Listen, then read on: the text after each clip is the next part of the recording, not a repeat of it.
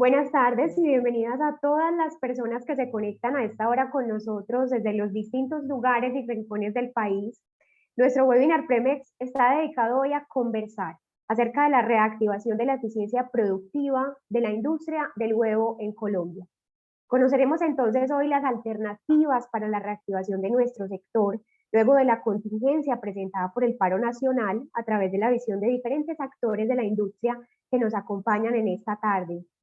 Creemos en el conocimiento que se construye en red y creemos que juntos somos más fuertes, mucho más cuando hablamos de nuestro sector. Por eso este espacio tiene como propósito fortalecer nuestra formación para evolucionar y renovarnos constantemente en la industria de proteína animal, que hoy nos invita a crear mejores estrategias para lograr los objetivos que nos trazamos con cada uno de nuestros negocios productivos. Recordemos, sea cual sea el objetivo que tengamos, estamos acá para acompañarlos, porque de eso se trata nuestra invitación. A donde quieras llegar, hagámoslo juntos.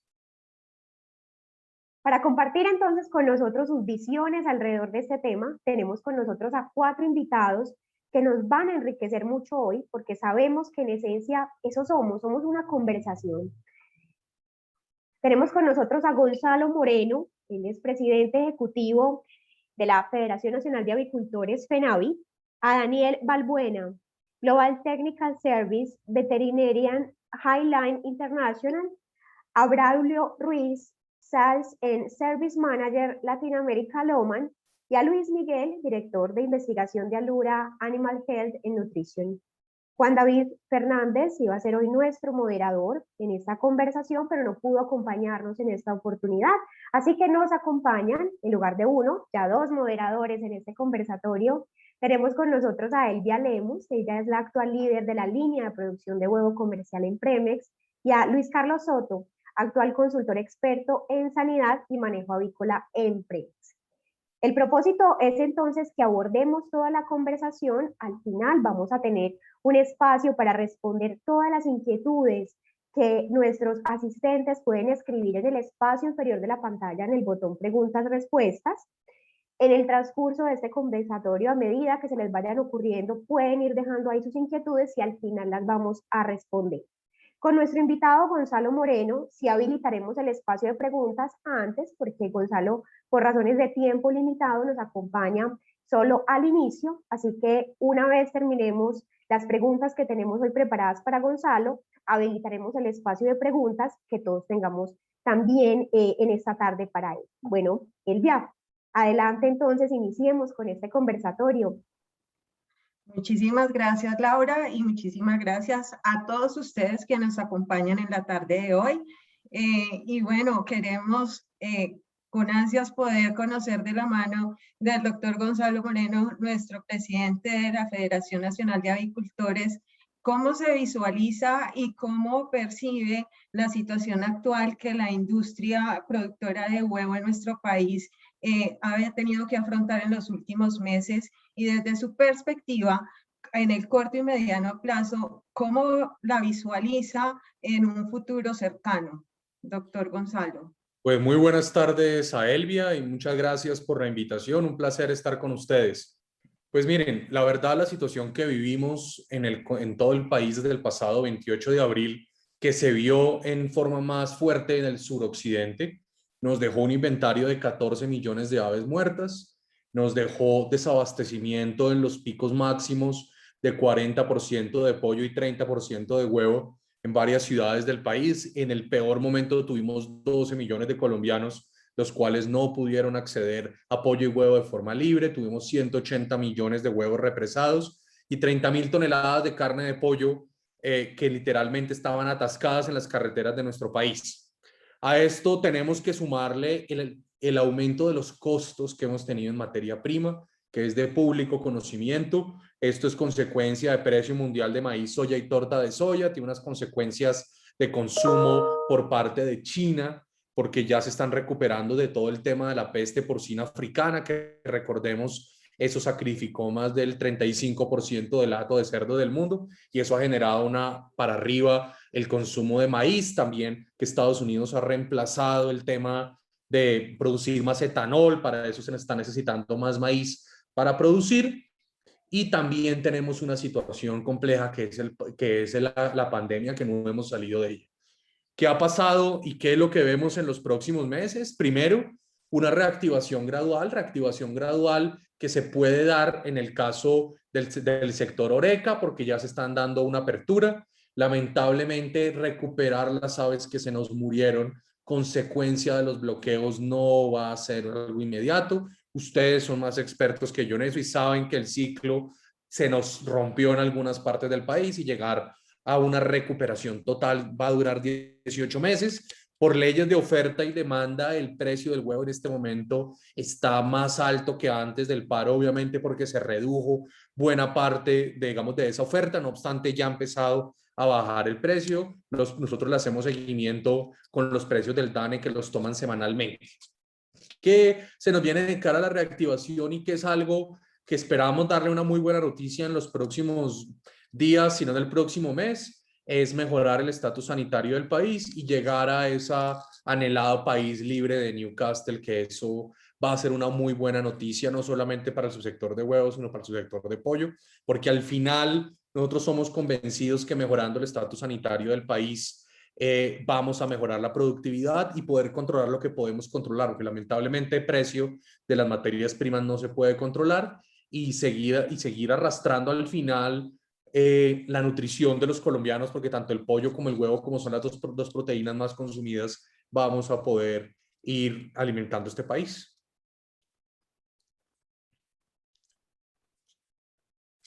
Gonzalo, muy buenas tardes. Muy buenas tardes a todos. Buenas tardes. Espero que todos se encuentren muy bien y los suyos. Bueno, doctor Gonzalo, aprovechando las cifras que ustedes manejan y el conocimiento que tienen del sector desde la parte ejecutiva y desde la parte estadística, quisiéramos que nos desarrollara dos preguntas. Voy a citarle la primera, después de la respuesta abarcaremos la siguiente. ¿Cuál cree usted que son las ventajas competitivas desde que FENAVI considera que los productores deberían aprovechar acá en el país? Ok. ¿Desarrollo la primera o no, las dale, dos? dale. Bueno. Respondamos este y después pasamos por la otra. Pues mire, ese tema de las ventajas competitivas, digamos, es muy relativo. Yo sí creo que una ventaja competitiva que tenemos en este momento y que ha sido consecuencia de ese consumo per cápita tan alto y la producción que hemos aumentado es tener materias primas constantes. Después de la firma del TLC con Estados Unidos se rompió algo que era muy complicado, que esa era volatilidad por el sistema andino de franja de precios, que hoy nos ha tenido que podamos tener maíz, digamos, al menos sabiendo el precio a futuro constante. Ese es un tema. La ubicación geográfica de Colombia siempre ha sido una ventaja competitiva que tiene el país, la verdad. Eso es algo que nos ha ayudado mucho porque, como diría un productor del Valle, es que el cultivo de maíz más cercano que tenemos está en el puerto de Buenaventura y es New Orleans, que llega a la entrada, que nos costó mucho ahorita con el paro. Y eso es algo que nos toca poner sobre la mesa. A mí me preocupa mucho que esto se vuelva a repetir. No podemos garantizar que no se vuelva a repetir, pero sí nos toca empezar a pensar mucho, aumentar capacidades para almacenamiento de alimentos. Me decía un productor del Valle del Cauca que la capacidad de almacenamiento que él tenía la misma que tenía hace 20 años, cuando toca absorber muchas de las cosechas locales. Entonces ahí hay una cosa. Yo creo que posición geográfica, eso es una gran ventaja. También creo que incluso nuestros vecinos, esta semana estuve hablando con la Asociación de Productores de Ecuador y ellos tienen unos costos de producción más altos. Yo sí creo que teniendo el estatus de país libre de Newcastle podemos llegar a mandar no solamente pollo, sino pensar en ovoproductos por estas condiciones tan particulares que tenemos de ubicación del país. Muchas gracias, doctor Gonzalo. Y la última pregunta que queremos abarcar es, conociendo un poco la estructura de costos en el país, que es muy diferente a los otros países, o sea, el rubro del alimento acá en Colombia llega a ser del 75, del 80, versus otros países mucho más competitivos en eso. ¿Cuál creería usted que puede ser esa palanca que deberíamos mover dentro de nuestra estructura de costos y dentro de nuestra productividad para poder ser más eficientes, poder mejorar esa rentabilidad al final del ejercicio? Pues mire, aquí hay una persona de Alura, que es el doctor nutricionista, que creo que es de los mejores conocedores de este tema, en el doctor Luis Miguel, Colombia se ha vuelto, otros países pueden alimentar y no importarle los rendimientos. Colombia se ha vuelto muy bueno en una cosa y es, yo creo que tenemos de los mejores nutricionistas del mundo, porque precisamente usted cuando tiene limitado el acceso a alimentos, usted se ha vuelto muy eficiente con lo poco que tiene. Y en eso yo creo que Colombia sí tiene una ventaja a partir de esos ahorros. Nosotros nos hemos vuelto una avicultura de centavo, así debe ser a nivel mundial, pero me decían, por ejemplo, unos productores de Argentina y otros me decían, no, pero es que cuando usted compara los rendimientos que tienen en Colombia son muy altos. Es precisamente, aquí se controla el agua que entra, aquí se controla la calidad, digamos. Yo hace poco estaba en una granja también en la costa y mirábamos el tema de las camas para que, digamos, no se diera en el caso de pollo ese tema de las patas que genera problemas. Yo creo que nosotros, por tener tan limitados esos recursos, nos hemos vuelto muy buenos en el tema de nutrición. Eso es algo, lamentablemente, el alimento a nivel mundial, no solamente en Colombia, es el mayor costo de producción. Los brasileros que uno dice tienen ahí al lado la soya y el maíz están preocupados también por el tema del costo de las materias primas. Esto no es solo Colombia. Una reunión que tuvimos del IEC a comienzo de esta semana, el martes, me decían exactamente el mismo tema. Entonces, yo le digo, nos toca seguir siendo más eficientes. Lo único que nosotros podemos controlar es nuestra productividad a partir de cuánto alimento entra, tasa de mortalidad, y algo que yo sí estoy convencido y es, podemos controlar la bioseguridad. Colombia es exitoso en el manejo de la bioseguridad y la bioseguridad yo sí creo que es la mejor herramienta. Por eso, desde hace 3 años estamos obsesionados con la doctora Diana Sarita Nieto en el tema de mejorar bioseguridad, pero sobre todo de tener un país libre, no solamente de Newcastle, que es la meta a corto plazo, sino ir mejorando, porque eso sí nos va a ayudar. Pensar salmonela, pensar otras cosas, que yo creo que por ahí debe ser el camino. Es algo que podemos manejar. Lamentablemente el precio de los alimentos no lo podemos manejar. Muchas gracias, doctor Gonzalo. Ustedes. Doctor Gonzalo, tenemos por acá una pregunta de uno de nuestros participantes que la veo muy al lugar. Precisamente ahorita mencionábamos algo al comienzo y es respecto al área sembrada del país, se ha diversificado también a maíz y soya. ¿Considera que esto puede ayudar, que esto puede contribuir un poco? Pues mire, nosotros seríamos los más felices de que Colombia se volviera un gran productor de maíz. ¿Qué pasa? Se necesita una reforma estructural del tema de tierras. Es que cuando usted mira cuánto es el área sembrada en Colombia desde el año 91 no ha aumentado. Entonces nosotros en este momento algunos están intentando hacer contratos de futuros en Colombia, pero no se quiere digamos, salir a firmar esos contratos porque no se sabe qué va a pasar con el precio. Entonces, el tema es tengo que ser precios internacionales. Yo sí creo que se necesita pensar esto en agricultura a gran escala. Nosotros producimos pollo y huevo. Yo sí he sido muy claro con los que nos dicen, ¿y ustedes por qué no lo hacen? Nosotros sabemos es producir pollo y huevo. Nosotros no tenemos ni idea de producir maíz. Eso es un negocio completamente diferente. Los que lo intentaron en el pasado, sí lo intentaron, pero pues eran productores avícolas, entonces ahí hay unos problemas. No obstante, yo sí creo que si hay un tema de una política de Estado, porque no es un gobierno, nuestro gobierno cambia cada 4 años, es una política de Estado a largo plazo, de grandes extensiones de tierra. Ese tema de los llanos tienen que mejorar la cal, ya hay algunos proyectos que hay, pero yo sí, yo hay una frase que he insistido mucho, que no hay mejor ministro de Agricultura que el ministro de Transporte. Si nosotros no tenemos vías para sacar los alimentos y llevarlos desde los llanos hasta acá, y es más costoso traerlo, entonces no son competitivos. Entonces ahí sí es un tema estructural. Se vio con este paro, yo sí he insistido mucho, nosotros dependemos demasiado de las carreteras. Yo sí creo que un tema de maíz, un tema de tren para transportar maíz sería lógico, de puertos para acá. Son 1 millón de movimientos que se hacen al mes. Nosotros casi somos una 1/4 parte de toda la carga terrestre del país. Entonces ahí hay muchas cosas, ojalá, pero eso es una política de Estado y ahí sí tienen que romper muchos tabúes mentales que tenemos en Colombia de que la agricultura es solamente de pequeños y a punta de pequeños no vamos a lograr alimentar a los colombianos. Hoy precio de pollo y huevo es reflejo de eso. Nosotros precio hace 20 años usted le quita la inflación al precio del pollo y del huevo, hoy está más barato. ¿Por qué? Porque podemos tener acceso a alimento más barato, que es el 75% del costo. Sí, es un trabajo más, doctor Gonzalo, de mindset, de forma de pensar, es un cambio estructural y de sinergias, además, de conversar con otras disciplinas, creería Sí. yo.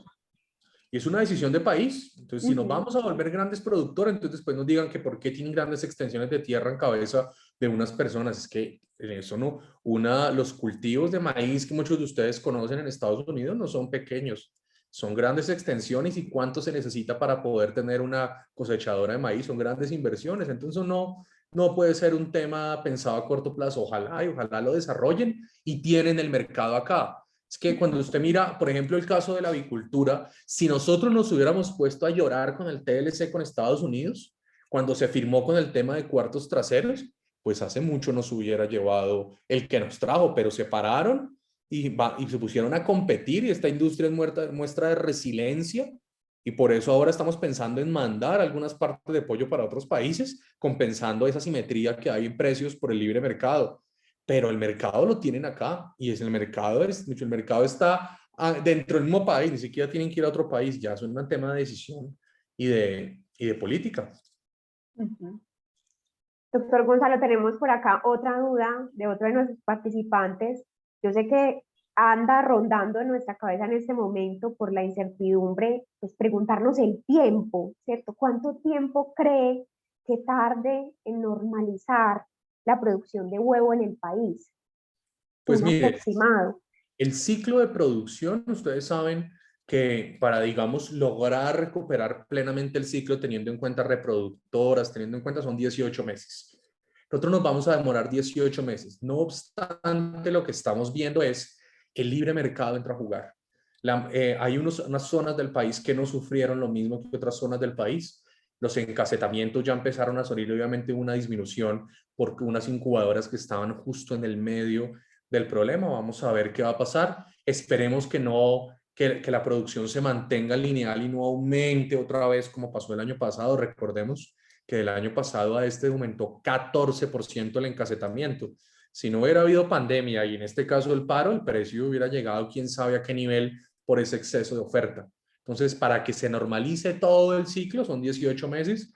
Esperemos que por el libre mercado de algunos que tengan capacidad de aumentar esa producción para suplir a otras se dé. Pero me decían que el gran efecto no va a ser ahora, sino se tuvo que dar replumes en granjas de incubación. Y no sabemos, porque eso nunca se había hecho, qué va a pasar en la producción de huevo fértil. Eso es algo que en ningún lado está escrito, en ningún libro de veterinaria, y vamos a ver qué pasa y cómo son los efectos en esas reproductoras de producción de huevo fértil que se va a dar en los próximos meses.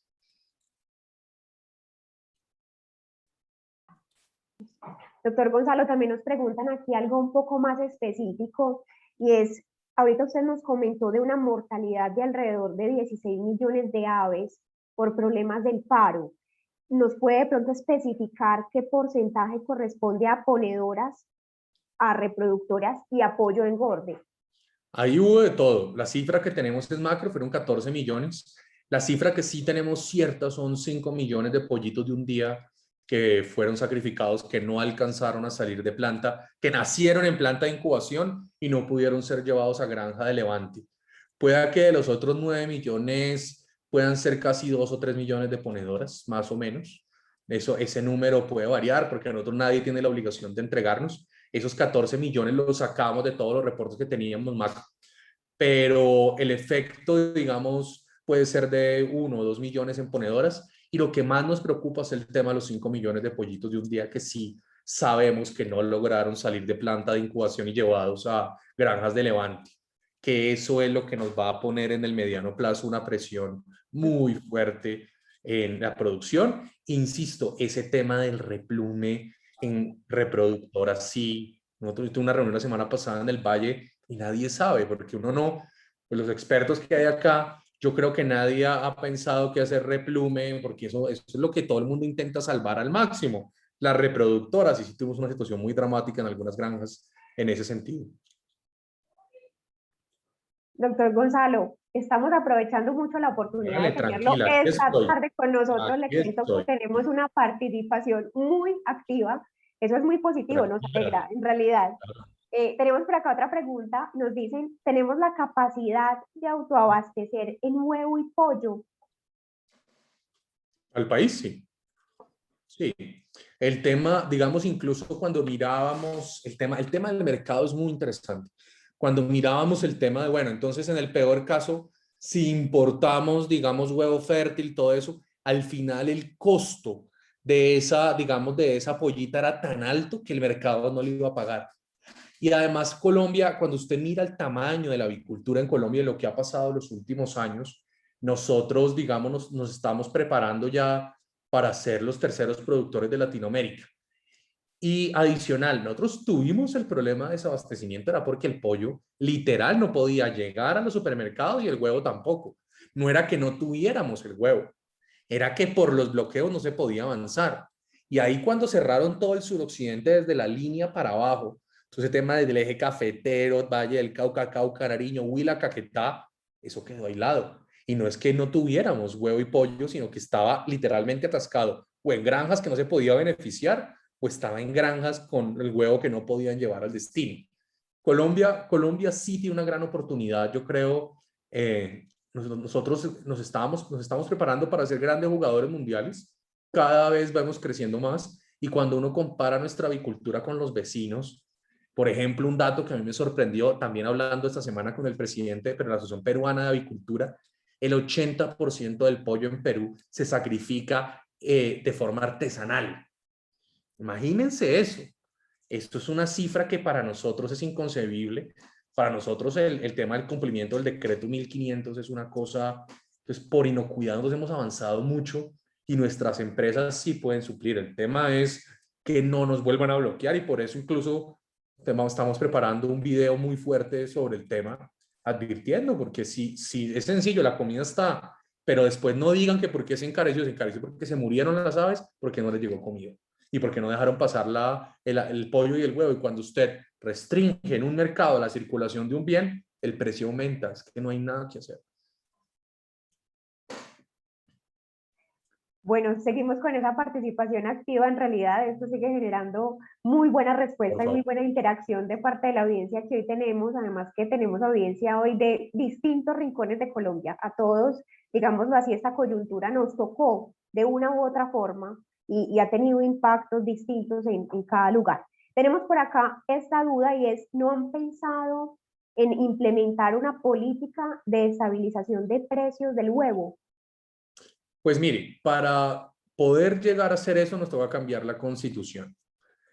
Eso es una pregunta y es muy importante dejarlo claro. Nuestra Constitución política en el artículo 333 promulga un tema de libre mercado. Colombia lo que protege es al consumidor, no al productor. La lógica del mercado, y que está a lo largo incluso, ustedes ven que cuando se empieza a disparar el precio, digamos incluso al principio de la pandemia nos tocó parar ese rumor del tema de control de precios. Y es muy sencillo. La única forma de nivelar usted el precio sería controlando el número de ponedoras, eso sería en contra de la libre competencia. Entonces, no solamente pasa en Colombia, pasa en el mundo. Miren el precio en Estados Unidos del huevo que pasó también cuando empezó a aumentar la pandemia y qué está pasando ahorita con los costos de producción. ¿Qué pasó en México cuando murieron los 50 millones de ponedoras con el tema de la influenza del brote que hubo? Se disparan los precios, eso es normal. Eso es normal y aquí nos toca ser muy conscientes que un aumento del encassetamiento es un aumento de la oferta. Y como nosotros no podemos prender y apagar las ponedoras para que pongan más o menos huevo, van a poner, ustedes saben, 8 de cada 10 días. Ahí no hay, digamos, no hay una forma. Y nosotros, a diferencia de otros productos, es que ahí viene un tema interesante. Usted en el tema del arroz puede almacenarlo. Usted el azúcar en el tema del etanol, usted lo puede almacenar.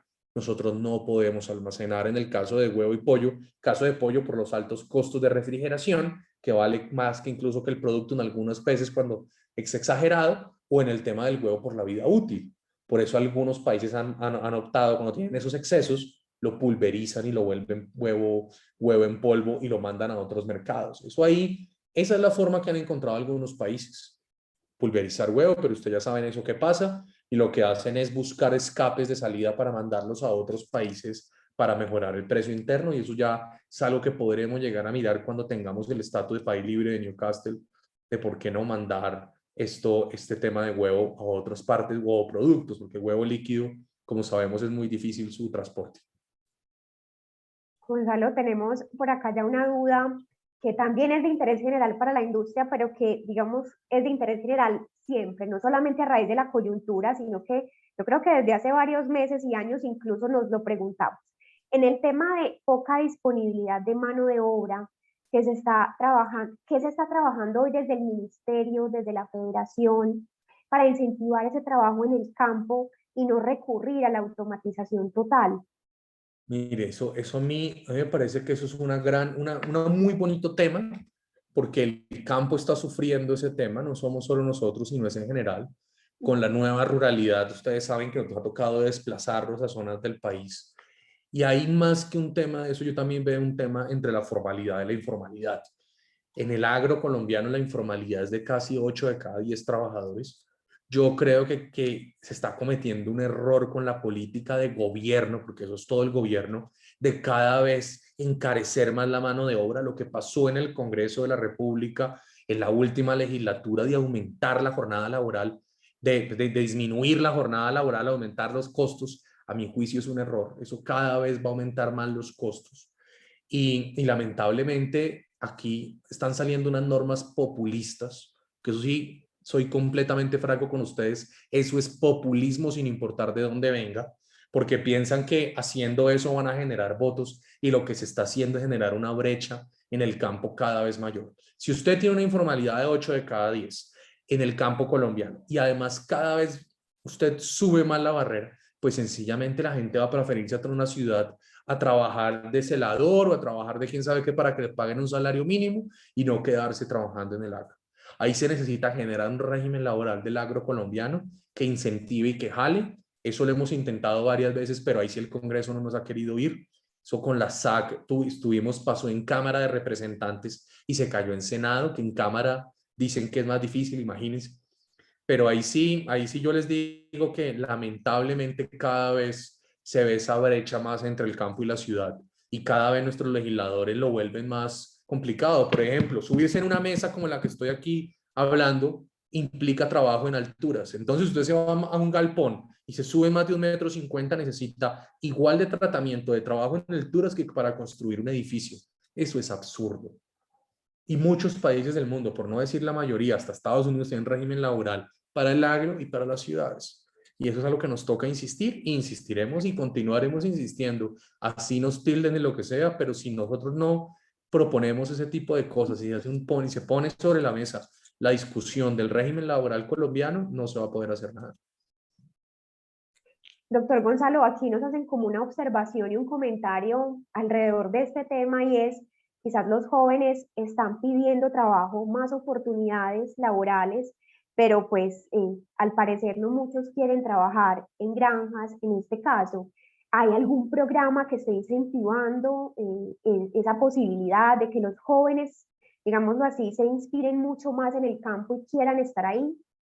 Pues mire, ahí tenemos una iniciativa muy bonita que estamos desarrollando, y es, a nosotros nos va a tocar casi que empezar a irnos a las comunidades alrededor de las granjas, no solamente de las granjas, sino de todo el sector agropecuario, y empezar a mostrar la realidad de lo que es trabajar y la importancia de trabajar en nuestro sector. Yo no sé si les ha pasado, pero sé que a muchos les ha pasado, cada vez conseguir mano de obra es más difícil. Entonces, estamos en un proyecto, incluso se va a lanzar este fin de semana en el Valle del Cauca, y es empezar a utilizar muchos recursos del SENA. Aquí les voy a tirar una chiva, una idea que tenemos que nadie sabe. Nosotros hemos sido muy activos en el programa de formación continua especializada para nuestros trabajadores, pero tenemos un plan piloto, ya lo desarrollamos y ya nos lo aprobaron en una región del país para extenderlo en todo el territorio nacional, y es hacer lo mismo pero con comunidades que están alrededor de las granjas. Para yo los capacito en temas que yo necesito y empiezo a hacer filtros desde antes, utilizando esos recursos SENA para empezar a explicarle a las comunidades que estoy alrededor para atraerlo. El problema es que esto es un trabajo titánico, porque, y ahí sí nos toca unirnos, no solamente nosotros, sino otros sectores. Lo lo hablamos ya con Azocaña también y con otros, porque sí nos toca empezar a pensarlo, porque el país como tal necesita comida y nos estamos quedando solos en el campo. Y casualmente nos ha pasado mucho, el tema de la mano de obra venezolana nos ha servido también. Y aquí toca ser muy sincero y es formales, cuando ya tenemos el estatus migratorio y todo eso, a muchos les ayudó para empezar a generar trabajos que algunos colombianos no querían. Es muy triste, pero bueno. Sí, yo creo que ahí complementando un poco, como en esas nuevas alternativas que hay hoy para el sector, nos preguntan si hay planes específicos de exportaciones de huevo o pollo que puedan favorecer a nuestros productores, especialmente en este momento. Ay, qué pena, me desconcentré un momento leyendo una pregunta ahí. Qué pena. ¿Me decía, Laura? No, tranquilo, doctor Gonzalo, que tenemos, digamos, una duda también, especialmente para este momento, y es si hay algunos planes o programas específicos de exportación de huevo o pollo que de pronto se hayan creado para la coyuntura, para el momento y para ayudar un poco más a los productores en este momento. Nosotros no exportamos ni pollo ni huevo por una razón. Es que no tenemos el estatus sanitario para hacerlo. Por eso llevamos los últimos 6 años y los últimos 3 años muy duro en el tema de erradicación de Newcastle. Si nosotros no erradicamos el Newcastle, que espero en los próximos semanas darles una muy buena noticia histórica, no vamos a poder llegar a mercados.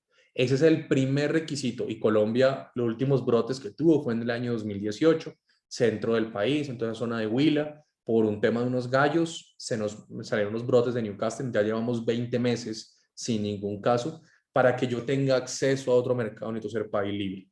Empezamos un proceso de vacunación, más del 50% del presupuesto de la federación se está yendo en eso.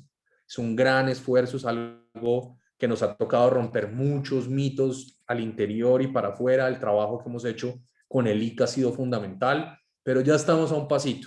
Y yo creo que si todo sale bien, antes de que se termine el año, podemos dar esa gran noticia que es algo histórico. Y si lo hacemos, tenemos el 90% ganado, nos falta el 10% que es admisibilidad a algunos mercados específicos en los cuales vamos a poder competir con tema de nicho. Nosotros no vamos a poderle competir a Estados Unidos, a Brasil, porque ellos tienen el maíz ahí. Nosotros tenemos otras características que puede ser un tema ya de productos a la medida, un tema de especialidad ya en unos nichos de mercado, mandar, digamos, el tema de alas, que es una tercera parte, el precio en Estados Unidos o 2 veces o 3 varía de cada mes Estados Unidos versus Colombia. Tenemos unas oportunidades de nicho, pero si no tenemos país libre de Newcastle, por eso la misión de lo que llevamos trabajando bastante como federación es eso.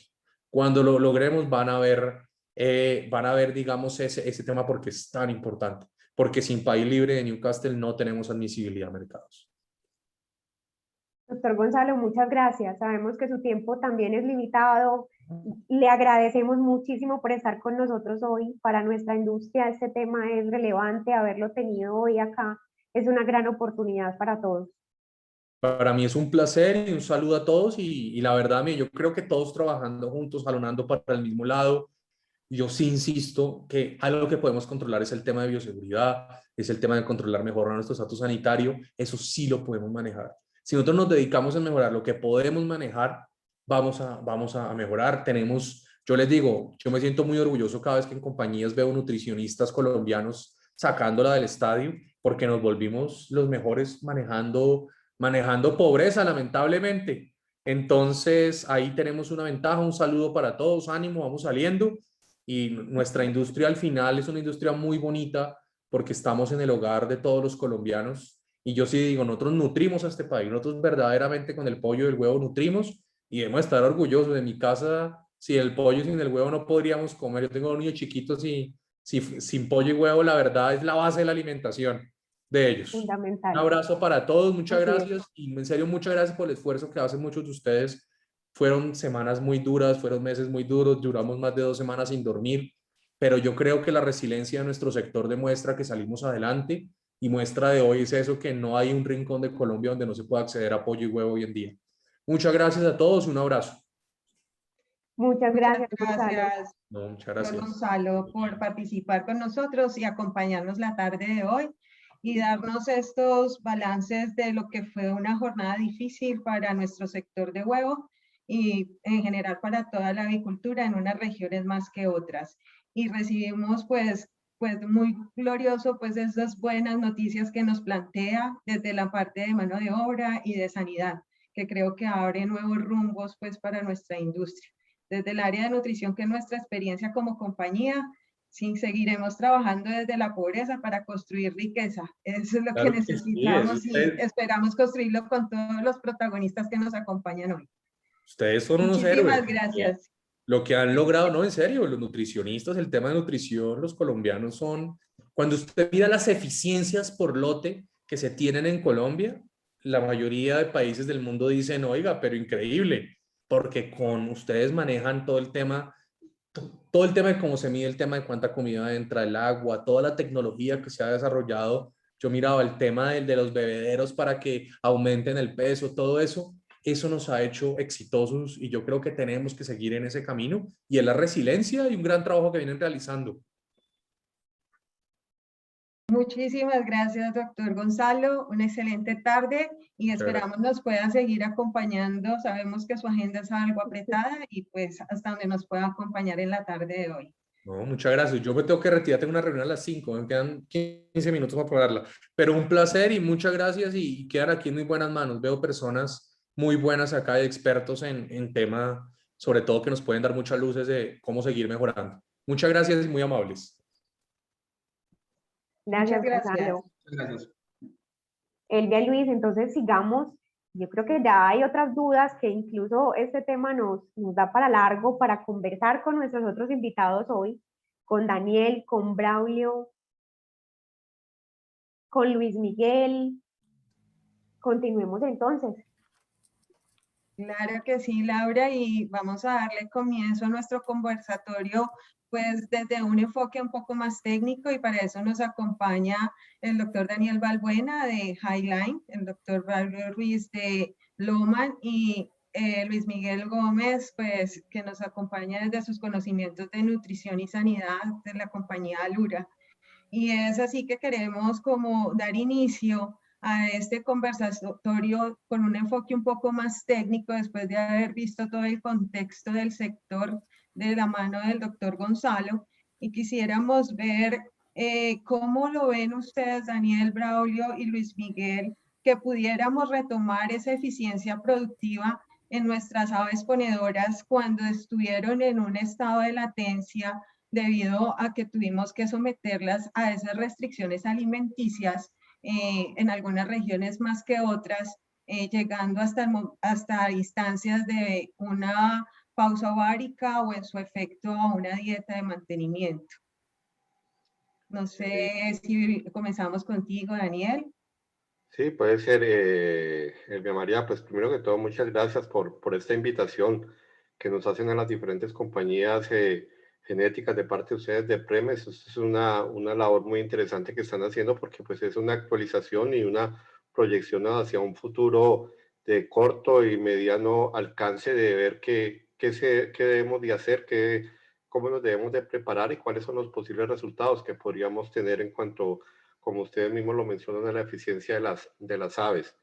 Si bien es cierto, este es un tema técnico como lo relacionaste, pues tiene que también que ver mucho con el tema gremial, ¿ya? Y hasta el tema comercial y de disponibilidad de producto. Luego que muchas de las cosas que dijo Gonzalo pueden estar interrelacionadas con lo que vamos a hablar nosotros aquí o lo que vamos a conversar en estos minutos.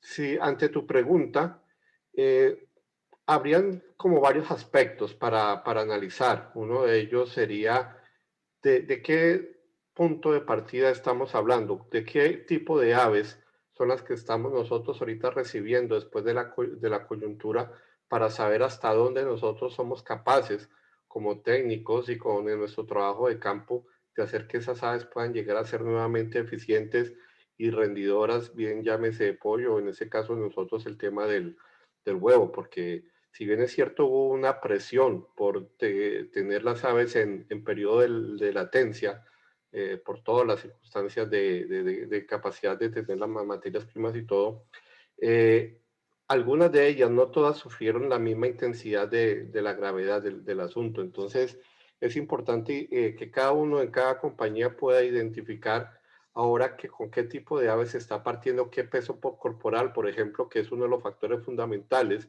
para tener en cuenta como punto de partida para pronosticar o generar proyecciones de producción. ¿Ya? También al lado del peso corporal, el tema de la uniformidad, que es un factor supremamente relevante, porque también dentro del mismo grupo de aves, pues hubo unas que se afectaron más, hubo otras que afectaron en menor condición, y eso va generando diferentes tamaños de aves, o sea, diferentes lotes dentro de un gran lote o dentro de un galpón, y el comportamiento también va a ser muy disímil entre ellas. Sobre todo que cuando hay periodos de latencia donde el suministro de alimento se disminuye de manera considerable, empiezan a generarse un grupo de aves dominantes, ya que de todas maneras son las que salen a luchar, a buscar ese alimento con mayor fuerza y lo obtienen precisamente. Entonces, ese mismo comportamiento creado se puede sostener en el transcurso del tiempo, y ahora que las aves pues vienen a tener buena disponibilidad de alimento nuevamente, ese grupo de aves que se defendieron muy bien en el periodo de latencia pueden ser ahorita a llegar a ser aves problema, que son aves que van a consumir más, son aves que van a estar propensas a desarrollar episodios de engrasamiento, lo cual puede afectar a futuro los estándares de mortalidad y los mismos estándares de producción. Entonces, es importante hacer una evaluación muy detallada sobre qué grupo de aves nosotros estamos o nos dejó esta coyuntura para poder generar unas estrategias de nutrición, estrategias de manejo, que puedan, si bien es cierto, no van a ser estrategias individuales, sí sean estrategias poblacionales que permitan que arranquemos con determinados cálculos estimativos de producción, porque si bien es cierto, las aves venían con aquellas que estaban sobre 30, 35 semanas, venían en un pico de puesta, tal vez muy cercano al 95%, pasaron este mes y medio de problema que tuvimos, ya se han corrido 10 semanas de producción, muy seguramente no vamos a esperar nuevamente a que lleguen al 96, 97% de producción. Muy seguramente van a estar 3, 4 puntos, y eso es una condición normal, no solamente por la coyuntura, sino por el estado fisiológico, por la misma edad del ave. Entonces, para mí una de las cosas fundamentales antes de proyectar es ver con qué población de aves estamos arrancando. Muchas gracias, Daniel. Y en el tema de sanidad, ¿tú qué opinarías?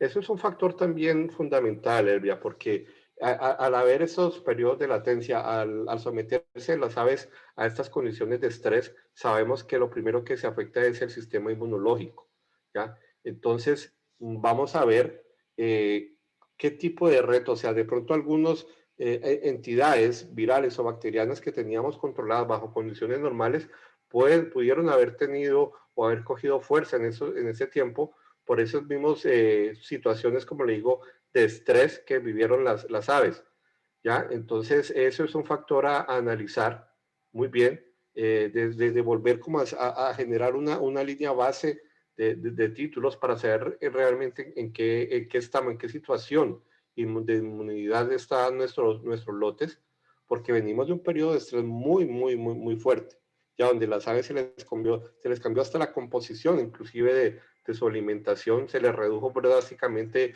el tema, por ejemplo, de proteína de aminoácidos, y sabemos de que proteína de aminoácidos son precursores también de los anticuerpos.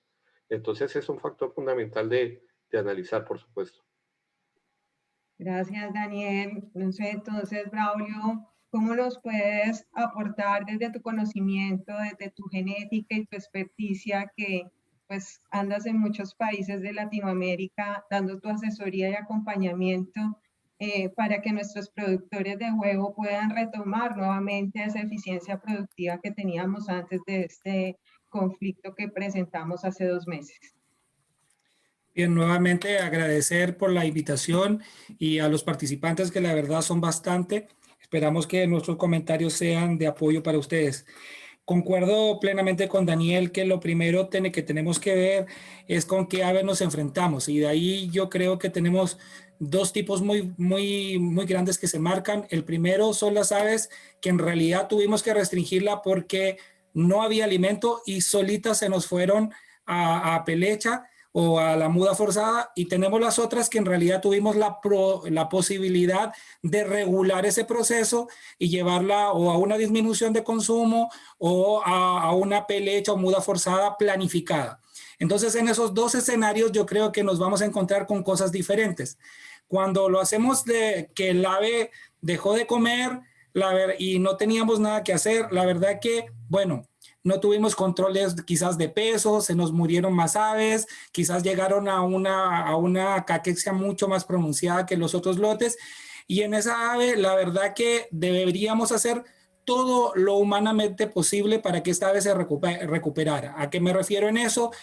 Todo lo que tengamos en tecnología de probióticos, prebióticos, estimulantes, ¿cierto?, de antiestrés, etcétera, todo lo que tenemos para reforzar por un lado la parte inmunitaria, que su sistema digestivo se actualice de forma correcta y hacer una estrategia de recuperación de peso en un principio y posteriormente una de recuperación de producción. No nos podemos ir tan enfocados rápidamente a la producción en esta, porque normalmente en esos casos el peso posiblemente puede haber llegado menor al que esperaríamos en una muda normal de una baja de un 25 a máximo 30% del peso. En el caso cuando podemos planificar, ya sea con alimento o sin alimento, también las estrategias van a ser un poquito diferentes, porque cuando llevamos la disminución con alimentación, ¿cierto?, el retorno va a ser mucho más rápido. Quizás no tuvimos una pérdida de plumas largas, quizás no vamos a tener, ¿cierto?, el replume completo, sino que más que nada la involución ovárica, el descanso ovárico.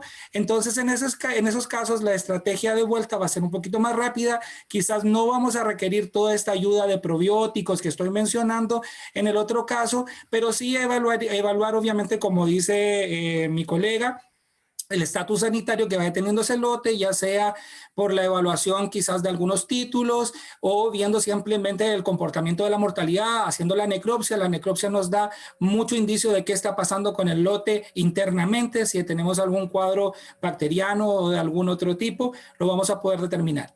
Ahora, cuando ya hacemos una muda planificada completamente, donde tuvimos una estrategia, la acompañamos con calcio, ¿cierto?, durante toda la etapa de la muda, y tenemos que volver, en estos casos volvemos a lo mismo. El primer punto es recuperar la condición del ave. Siempre el primer enfoque de la vuelta de la muda va a ser a recuperar condición del ave. Eso es condición corporal y condición sanitaria de esta. Entonces ahí yo evaluaría si es necesario o no la utilización, ¿cierto?, de estas tecnologías que acabo de mencionar.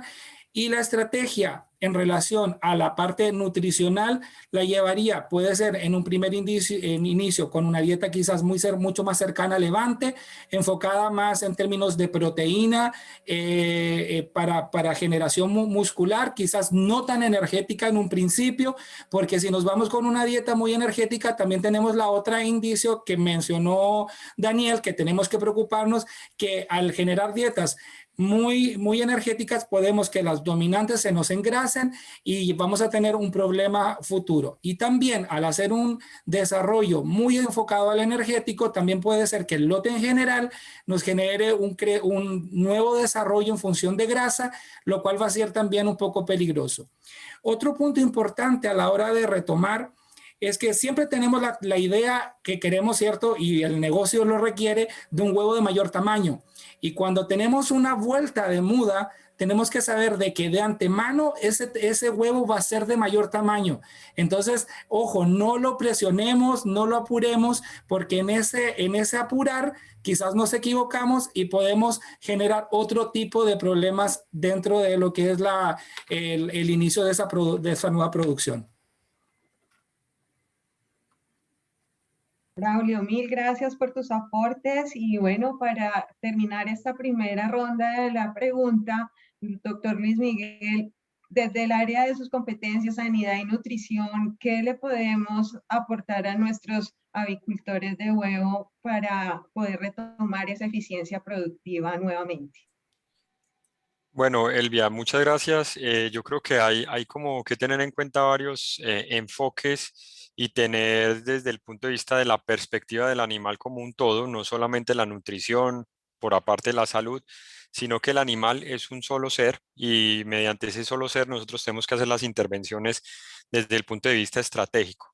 Entonces, lo primero pues para mí yo lo explico, lo que sufrieron las aves con esta coyuntura, pues fue un ayuno, ¿no? Un ayuno intermitente. Hoy en día sabemos que el ayuno hecho de forma metódica puede tener muchos beneficios, pero pues este desafortunadamente no fue un ayuno metódico, sino forzado. En sus primeros inicios pudo haber tenido unas consecuencias interesantes. Recordemos que la primera etapa del ayuno pues va a haber una cetosis, que eso cambia metabólicamente las prioridades. Y segundo, se entra en una etapa de autofagia, ¿no? Entonces, cómo esas organelas celulares se van renovando y van generando nuevas organelas que van permitiendo tener una condición metabólica mucho mejor. Sin embargo, esto ya, digamos, sale un poco de lo tradicional y de lo positivo que pudiera estar afectando. Entonces ya vamos a cambios en el estrés, se genera un alto estrés en los animales porque vienen acostumbrados a unas rutinas y nosotros inmediatamente les cambiamos las reglas de juego y esto pues va a generar un tema de producción de radicales libres, por ejemplo, va a generar una inmunosupresión y esto pues termina también en un reto para nosotros